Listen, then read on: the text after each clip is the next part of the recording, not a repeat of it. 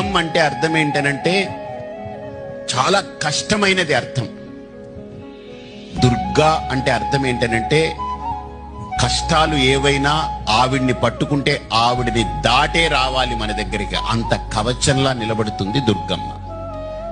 అందుకనే అమ్మలగన్నయమ్మ, ముగురమ్మల మూలపుటమ్మ, చాలా పెద్దమ్మ సురారులమ్మ, కడుపారెడి బుచ్చిని అమ్మ మాయమ్మ దుర్గమ్మ అంటారు. అంటే ఎంత గొప్ప పదం వాడారు చూడండి. అదే మంత్రాన్ని దుర్గే స్మృత హరసి భీతి మశేష జంతోహో, దుర్గమ్మ అనుకుంటే ఆవిడ మన కష్టాల్ని ఇట్టే దూరం చేయగలిగేటువంటి శక్తి ఆవిడ దగ్గర ఉంది.